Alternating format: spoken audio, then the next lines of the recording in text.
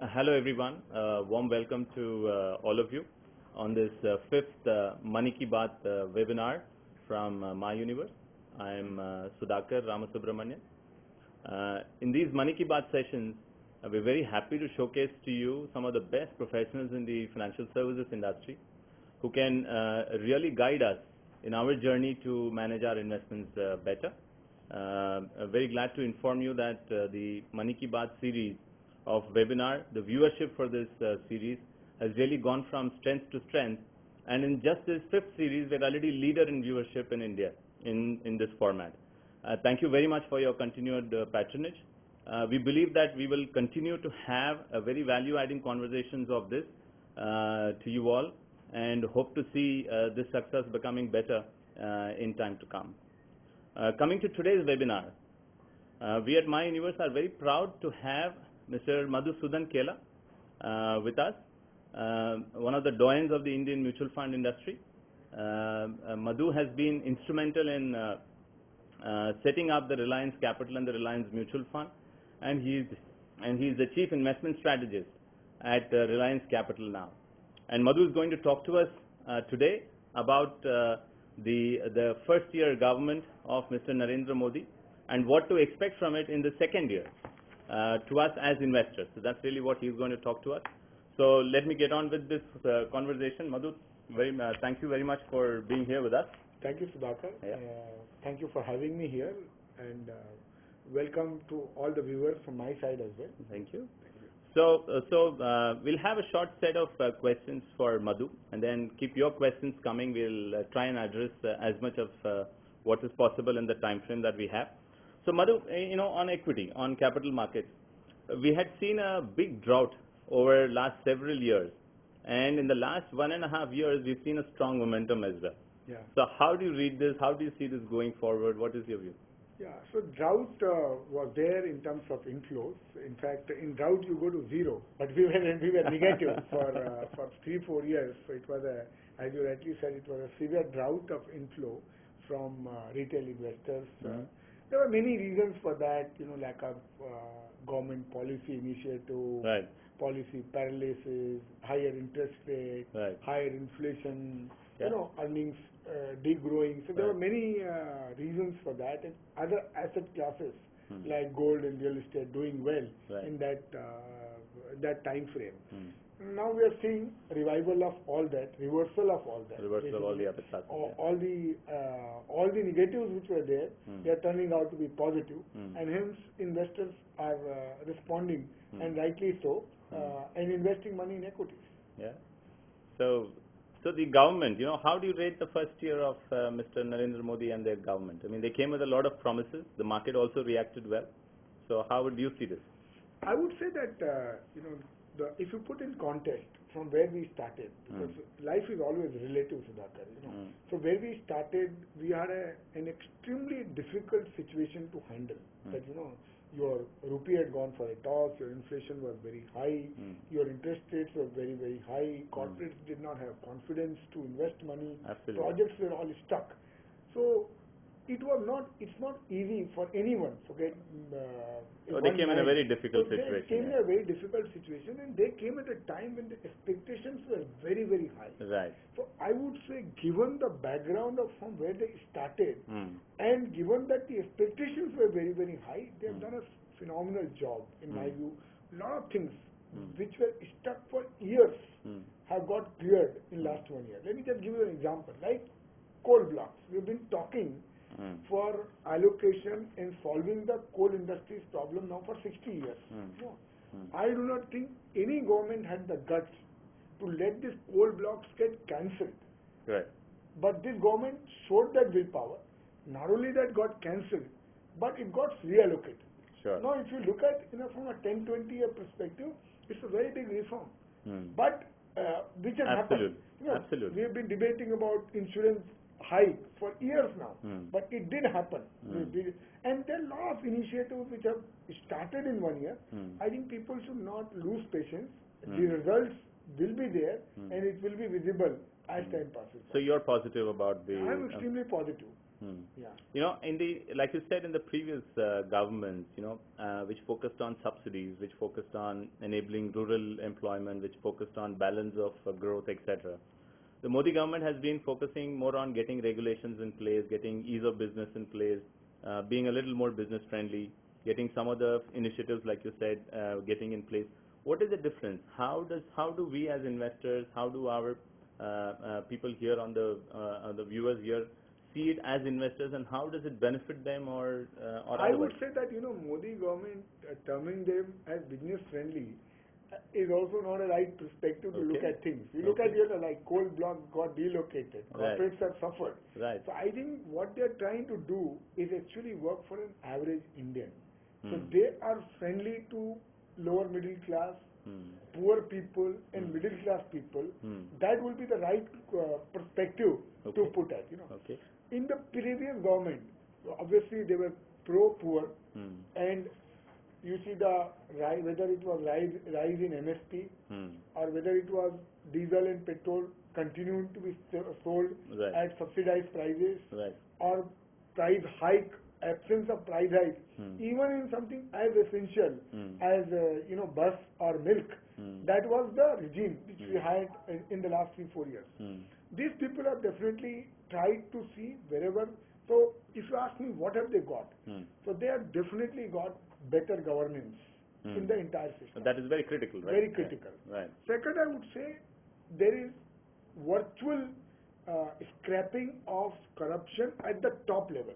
Okay. I just reiterate, Okay. at the ministerial or a senior bureaucrat level, whatever we hear, at least we are, I don't know this for sure, but whatever one hears, Yeah. and whatever one interacts with people. That's a big change in India. that's We've a not very- had a scam. We've yeah, not yeah. had a scam. Right? Very, very big. These are two changes which have happened. Mhm. In the previous 5-year government, there were many corruption charges. Now you tell me, how many corruption charges are even levied in the Absolutely. last 12 or 18 months? Absolutely. Very, very minimal. Absolutely. So there is a lot of difference between the way India was operating in the last 10, 15, 20 years, I would say, and the way India is operating in the last 1.5 years. Absolutely. No, I think, and people can see that difference. I think you're very right in, being very specific about some of these things. So what do we expect from them in the second year? They've had several challenges. They do have a majority in the Lok Sabha, Sure. but they don't have that in the Rajya Sabha. So they have intentions, and they've shown the intentions by bringing in several bills. We've got the land bill, we've got the GST bill, we've got several bills lying in waiting. What do we expect? How do we expect Mr. Modi to show success? Because the last year was about promises and about starting things. This year it is about, I guess, delivery. Sure. So where do you see them actually being able to deliver, and how does that delivery help us all in the capital markets and the investors? So yeah. So from a perspective of again looking at it, I'm not looking at second year. Okay. I'm looking at what can they do in the next 5 years.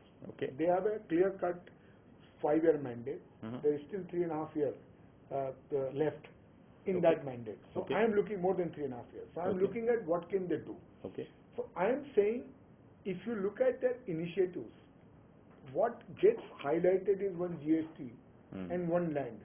But I think they are attempting to do hundreds of things. Okay.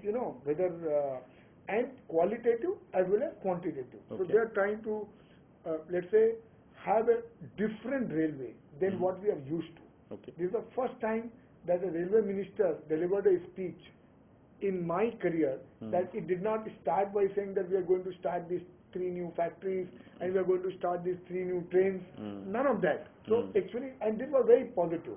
Railway minister had talked about investing 8.5 lakh crores. Now, Right. you see whether the impact will come of this 8.5 lakh of 1 lakh crore, whether it will come in the second year Right. or whether it will come in the third year. Right. If we be very specific like this, then we'll miss the stock market bus. Okay. We have to take a perspective. So I am Okay. saying whether it is coal sector reform, whether it is railway, whether it is Make in India, whether it is Digital India, Okay. whether it is reforms which are coming Skills in the India, defense sector, defense sector, or whether now one quiet thing which has happened, that you have allowed 150 countries to be visa free. Right. Now what it can do to tourism, Right. in due course of time. Absolutely. So there are various initiatives which they have taken, and I'm certain that the impact of all this will be visible to us over the next few years.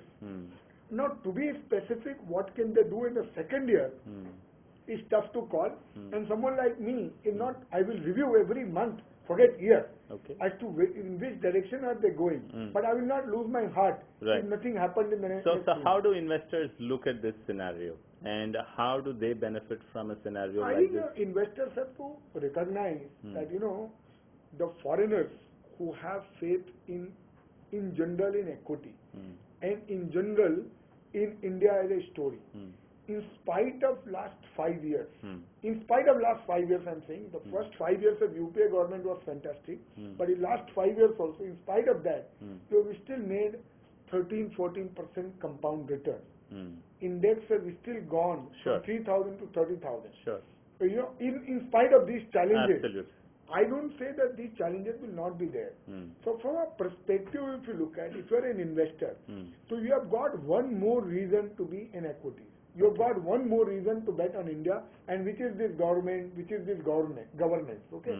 But if you take a 10-year perspective, and I must highlight here, then a lot of people feel that you put money in fixed deposit and you are safe.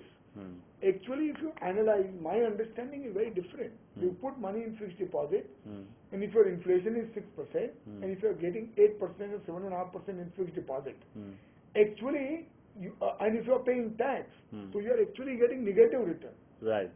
Absolutely. You're getting negative return. You are getting negative return on your fixed deposit. Absolutely. So on the face of it, it looks good that, I'm saving money and I put all my money in fixed deposit, so I'm safe. Right. But because your purchasing power keeps reducing with the rise in inflation, absolutely.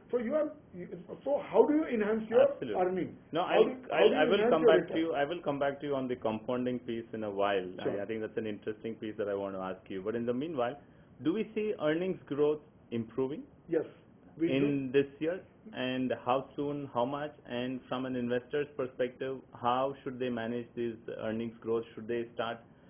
Several people have not participated in this rally. Absolutely. Yeah. Right? That's a sad part. That's a sad part. We are seeing investments coming in, mutual fund inflows increasing month after month. We're still seeing a lot of people not participating. Only 3% have participated, yes. So 97 people are still left. So what is your message for them who have not participated in the rally? This is, Sudhakar, the most important question, and this is where, I tell friends, one of the things, when you want to invest in the stock market, obviously you're looking for people with experience. And people with experience, whether it is a mutual fund, whether it is an insurance company, whether it is a portfolio management, or whether it is some seasoned broker who is advising you. But you always look for people with experience. But invariably we have seen the people with experience get the money, and people with money get the experience. So you should not try to undo this natural loss principle. So you should look towards the advice from people who have had significant experience in market. And my experience of last 20 years is that people seem to have missed the bus, or they are feeling they have missed. Nothing is being missed. Ye jab jago tabhi sabera hai. That equity as an asset class, good companies will continue to grow at 10, 12, 15% earning for several years to come.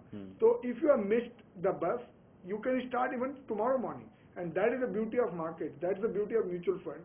That you can start small, and supposing if there is a correction, if supposing market goes down, you started, and if market corrects by 8%, 10%, which can always happen in stock markets, and that is the time then you have to allocate more money. And that's my important point, if you permit me. Sure. I want to make one point here.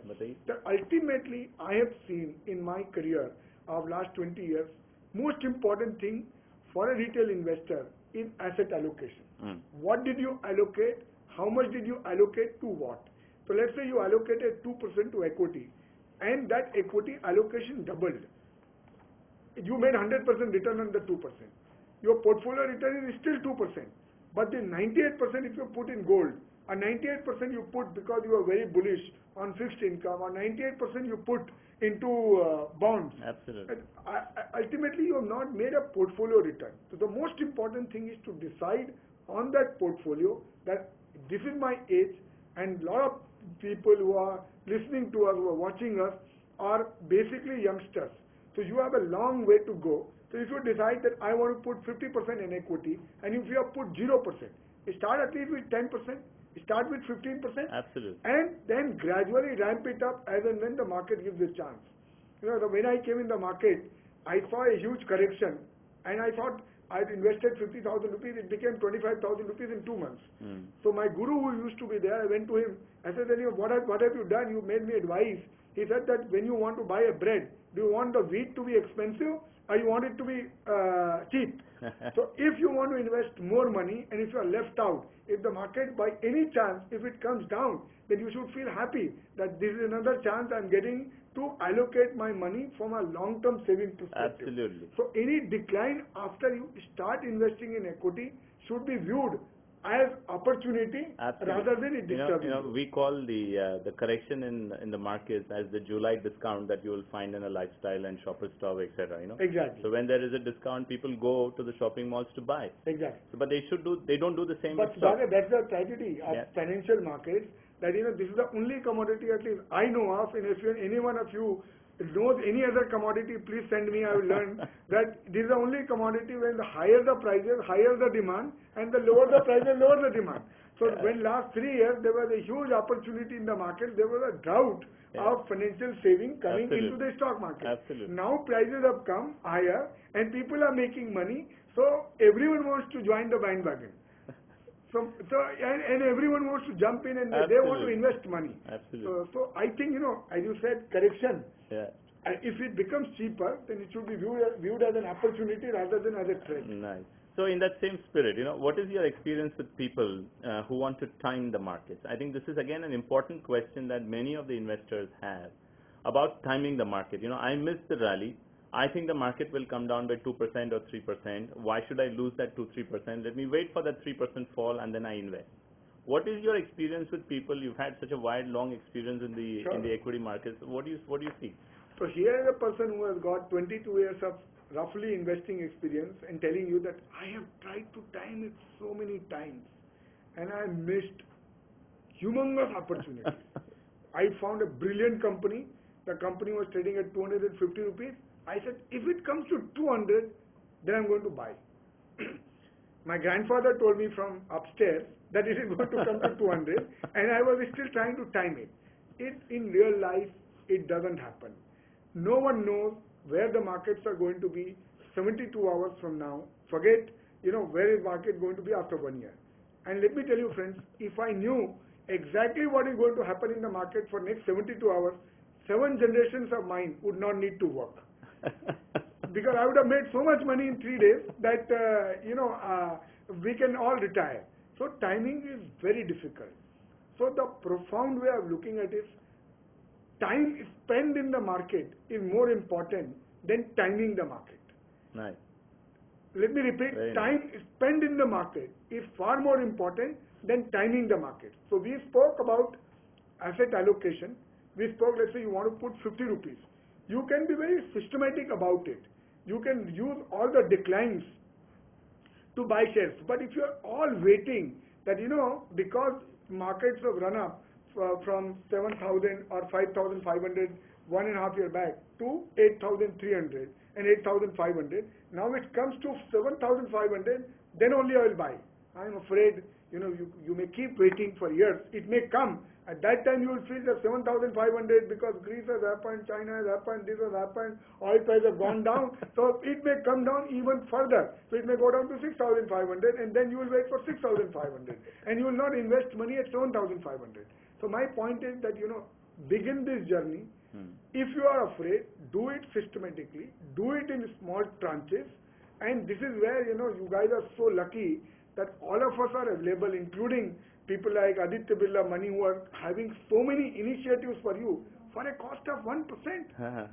So absolutely, I think even to try to save that 1% or try to actually pinpoint that this is my entry point and this is where I will make money, it doesn't work. So I'll repeat what I said. Timing the market is less important. Time spent in the market is far more important. So let's talk on the time spent in the market. People invest for a year, people invest for a few months, people invest for long term. And in the long-term investing, we all talk about the power of compounding. So how does it work? How can you explain it to people, the power of compounding in various asset classes, and what does it really mean? Sure. Should one invest for 6 months? Should one invest for 1 year? Should invest for long term? What do you see? If you are investing for 6 months in equity, don't invest. Because this is where the problem is.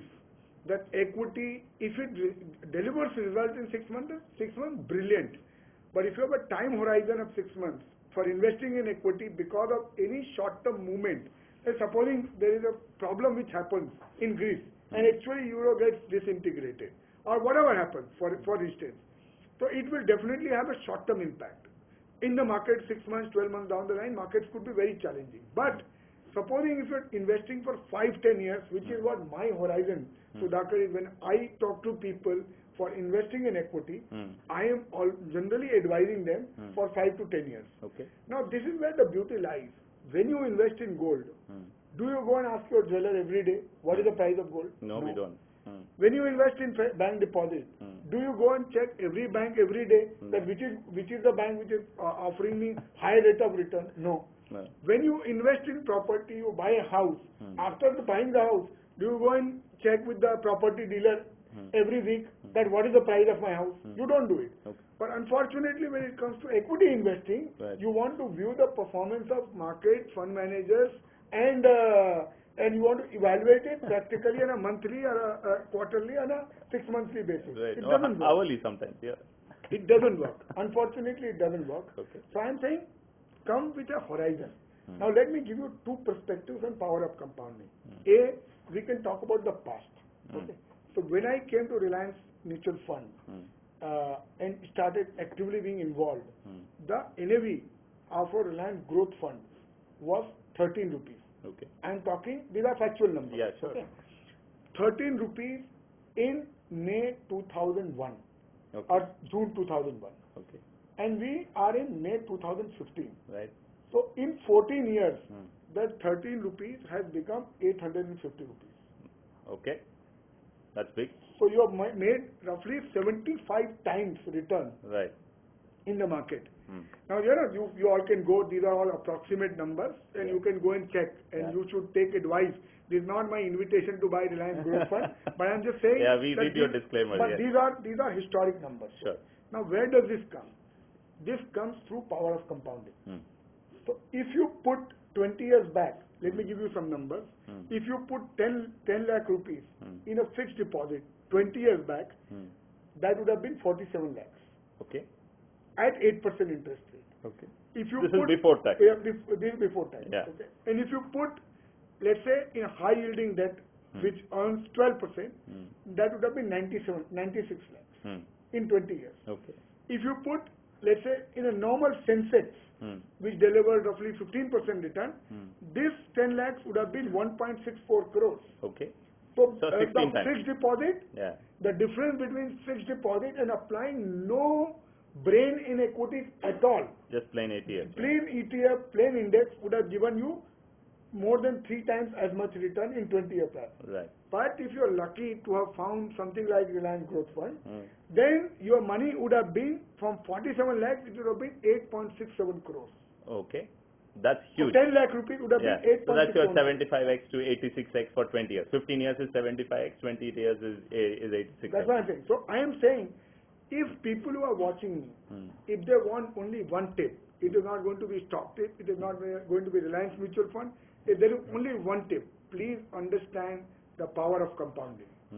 This is the biggest tool ever learned, ever taught, ever discovered in the markets anywhere in the world. So power of compounding So combined with if you are young absolutely. and if you are investing for next 20 years, you just put 10 lakh rupees, and if you think that you are giving it to people who have got 10, 15, 20 year experience, and if you put it for 20 years, it can be, even from here, if it compounds by 13 to 15%, in this time frame, this 10 lakh rupees can become between 1.5 to 2 crores. Yeah. And if people do that month on month, even if you don't do one-time investment of 10 lakhs, but do this month on month, the returns are equally phenomenal. Exactly. right? Because in that you capture volatility. You capture volatility as well, and the investment is smaller. Every chunk becomes smaller, and the returns is significantly substantial over a 20 to 30-year time frame. Exactly. Right? So very good. I think these are very good advice for people. How does one manage volatility? There are currently a lot of volatilities around. I mean, Greece supposedly to have got settled, Iran supposedly to have got settled, but before they got settled, there were such big risks and volatility. So today it is Greece. Last week it was China. I'm sure there are many more to come. Many more will come. Right? And if there is nothing, then I'm worried. Because if there is nothing to worry, then I'm worried. Because then the markets are in a very good positive momentum which will not last. So how do you use the volatility? We simply go and use the volatility to buy. So the point is that as investors you have to discover what is the difference between risk and volatility. So when you take a risk, you choose a bad fund manager, you choose a bad company, and you invest badly your money, that is a risk. Basically, because you could lose your capital 10, 20, 30, 40, 50, even 100% if you choose a wrong asset class. Yeah. But volatility could happen even in a good company. So let's say even a Hindustan Lever, with all its great management and with a very sound business model, if something externally happens in the market, that stock could also fall. Or Maruti could also fall, or State Bank of India could also fall. These are well-run companies and well-run banks, and the best company in the universe which has given you highest return, in the volatility, even that can fall. So it's like a Tendulkar making zero. What do you do with Tendulkar? Do you just tell him that you are not part of Indian cricket team? So that is a volatility. Tendulkar making 0 or 2 runs is volatility. The risk is getting Vinod Kambli to get a captain of Indian team for 15 years. So if I can explain that, volatility is the best friend of an investor, because it allows people like us to buy things at a fraction of the cost, right, because people don't understand the real value of an asset, right, and they're willing to throw it because of the pressure of the market, because of the need for their need to liquidate. People have various reasons to create volatility. So volatility, to my mind, the volatility is my best friend. If there was no volatility, I don't think we will be able to generate the kind of returns which we generated. So please understand, if you are investing for 6 months, then you are taking a risk. If you are investing for 10 years in equity, then in 6 months, 1 year, markets could be volatile. But in a 10-year perspective, it is very little chance that you are taking any risk of investing in equity. Right. So very good. I think these are very good, useful guidelines for people. Sure. So what is your perspective on the retirement products? What is your perspective on the ELSS products? There are a lot of new kind of investment products that are available. So the retirement which is going to be put, we have a retirement fund which is very unique, wherein I am planning to put my own money. Okay. And I have put some of my money in my mutual funds, because I am also trying to time the market. I am no different than 5,000 people who are watching me. So I want to lose that freedom from my hand, so that I want to commit for next 20 years. Let whatever happen in the next 6-12 months, let it happen. So the best way is to actually do systematic investment in a retirement product which is going to invest for the next 10, 15, 20 years. Now in this way, you will be lock-in money, that wherein you don't have a discretion. Sure.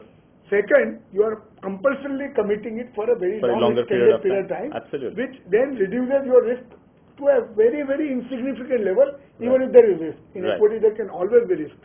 So if I lose the freedom to take those decisions, and if I just say that equity markets must make money for me for a longer period of time, so the longer the horizon, the better the product is there for you. And we have a product which has a very long horizon. So which is what the retirement fund does. Exactly. Absolutely. And in that, if you invest systematically, if you invest month by month, if you invest, then you can, I think, plan for a fabulous retirement.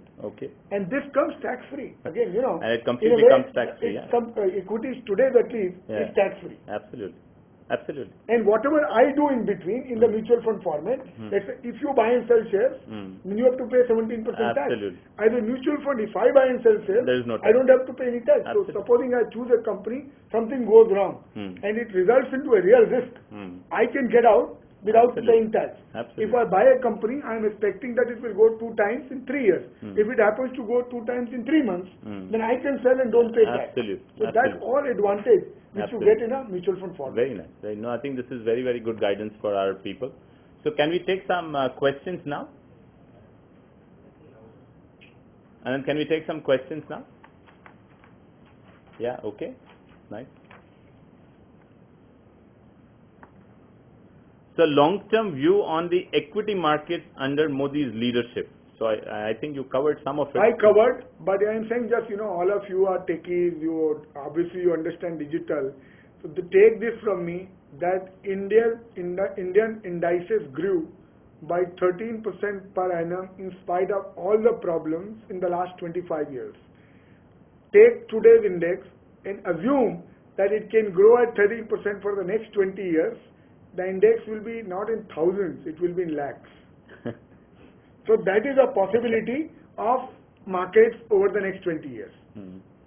So one question is on the, two questions on specific government policies.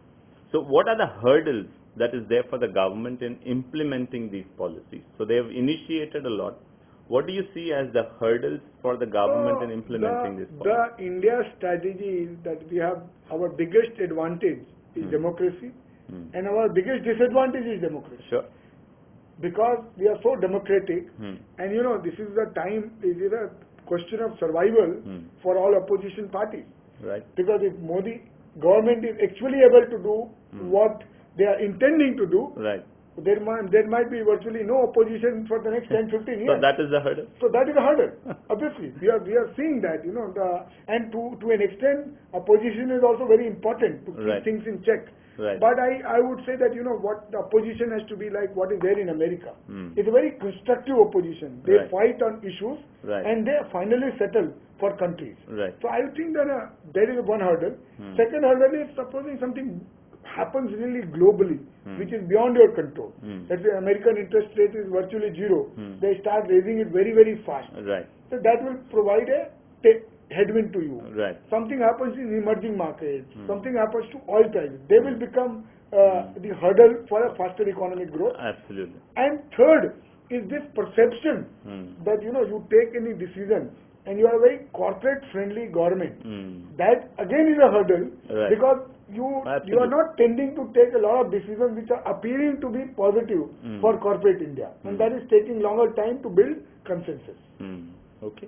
So, but the internal government itself and its bureaucracy and the allied activities around it is no longer a hurdle? I am very happy, trust me. I think, people are taking decisions, ministers are taking decisions, albeit a little slow than what we would like them to be, but I think it is in the right direction. Okay, very good.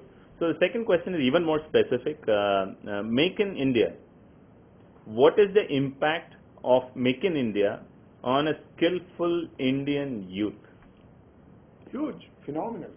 But if we are going to make electronics in India, just imagine how many electronics engineers and how many telecommunication engineers and how many people who are graduating in these fields, how many people will actually get respectful jobs and their salaries will rise much faster than a normal person. Make in India, make in India in a way was applicable in investments. So all of us did actually very, very well because we got money from India, we helped people make faster return, so even we grew for the last. Maybe this is what is going to happen for people and professionals who are involved in the entire Make in India program, whether it is defense, whether it is railways, whether it is electronics. So people who are involved in the jobs will get created. Jobs will get created. Absolutely. Salaries will rise much faster. People will get a lot of bonus. There will be a lot of wealth creation, which will happen. And hopefully everything will come back into mutual funds as investing. Exactly. Okay. So two questions on the investment side. One is, what is the periodicity of modifying an asset allocation? So how often would you want people to review asset allocation? This is a brilliant question. I would say that, ideally, you should do it once in a year. So, let's say supposing you invested in a growth in a fund, and in that fund index went up 20%, and that fund is down 20%. So long term is very good, but the reality of long term is also all of us are dead in long term. So I am saying the review of that long term performance on a periodic basis is also very, very important. And it is possible that some fund may underperform by 5-7%.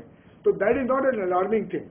But if some fund underperforms by 40%, then obviously it is very alarming, and you should go to your advisor and ask him, you made me invest into this. Right. So if you do it like once in a year, now what is the advantage of doing this? Let me explain. So let's say you invested 100 rupees of your total money, and you invested 60 rupees in equity and 40 rupees in other asset classes.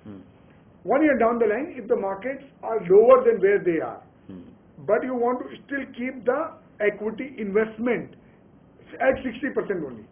So let's say your equities have yielded 10-15% lower return. So your allocation to equity would have become 45%. Correct. Then, and obviously when it has yielded lower returns, when the markets will be lower, then only your returns can be lower. So, and if you said that I want to be at 60% only, then you would have taken money out of either gold or real estate or from a fixed deposit instruments and put back into equity. And that will be the right things to do when the markets are up. Now if the markets did very brilliantly in 1 year time frame and your 60% became 80%. Now again, stick to the allocation, sell 20%, and come back to 60. That is a critical point. Exactly. Right. So every year people should review their portfolio. People should review whether you want to take a decision every year. Right.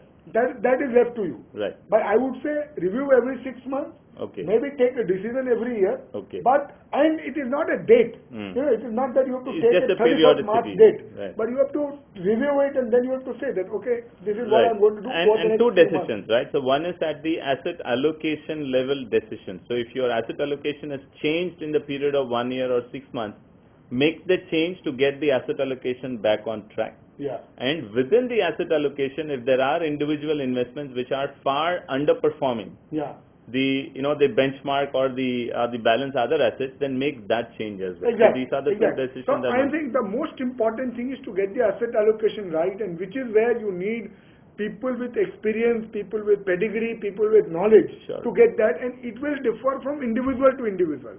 It's very easy for me to say that I will be 90% in equity because I have a lot of visibility for my cash flows. I make salary, I have visibility for cash flows. But the people who need money, need money, they can of course put 90% of their saving into long-term equity. So it will differ from person to person. But broadly speaking, you still have to get the allocation right.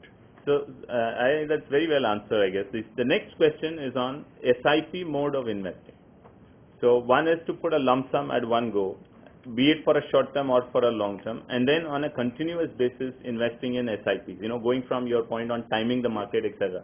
How is SIP beneficial? SIP actually is again best invention with mutual fund community or the insurance community have done.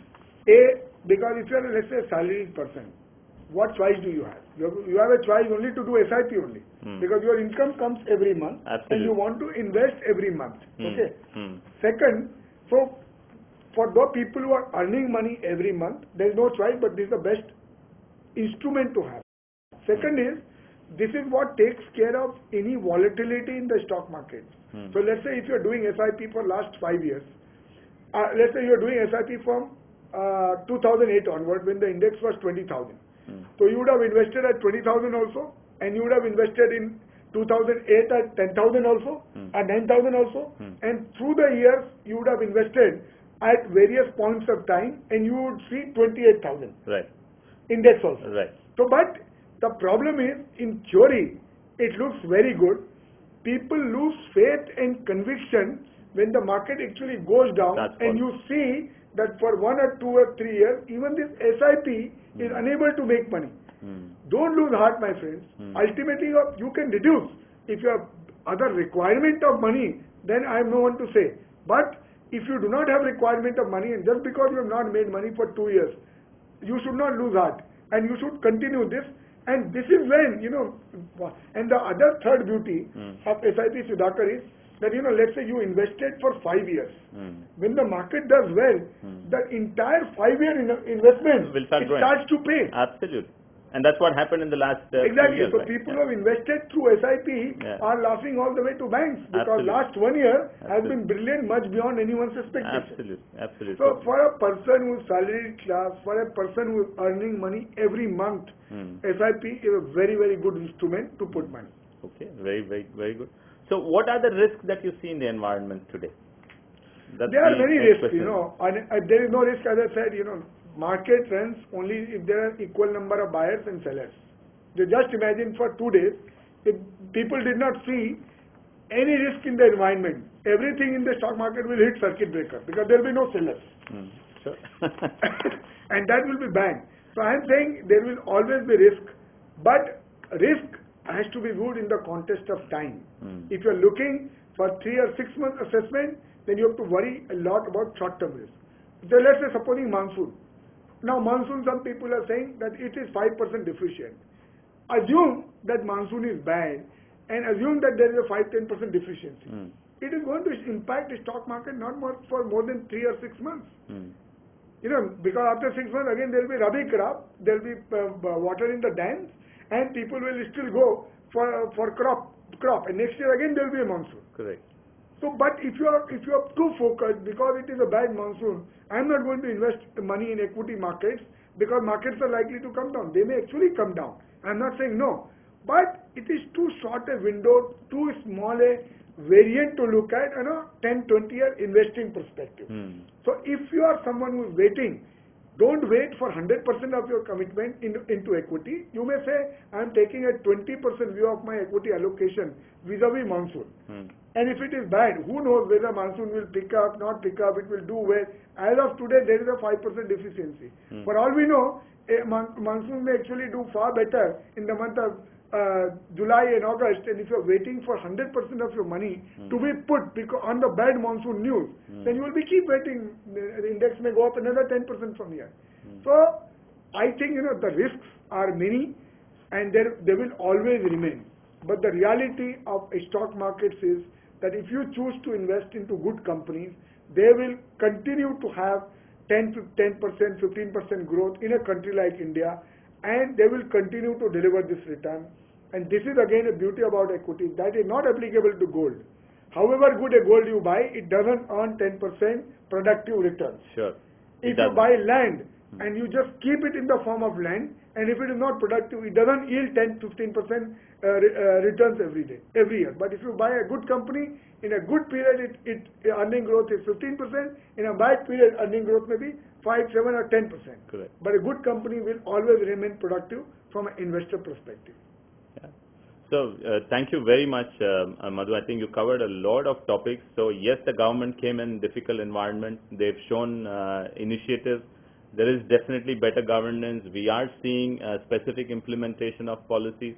So I think all of that virtual scrapping of corruption, as he sees it in the environment, and we all have seen it. There has been no scandals for some time now. So the next 5 years do necessarily look good. Let's look at not this year. Let's look at the next 3.5, 5 years is what your theme was. And on the investing side itself, starting from asset allocation, don't time the market, invest for the long term, do periodic asset allocation reviews, look at the power of long-term compounding, invest regularly through an SIP, invest in a retirement plan and model. These are the various themes, and really glad to hear all of these themes coming from you. I'm sure the people on the other side benefited from all of this conversation. I hope they make money and they remember Aditya Birla Money and Reliance Mutual Fund. And Reliance Mutual Fund and Madhu Kela for this. Thank you very much. Thank you very much. Thank you.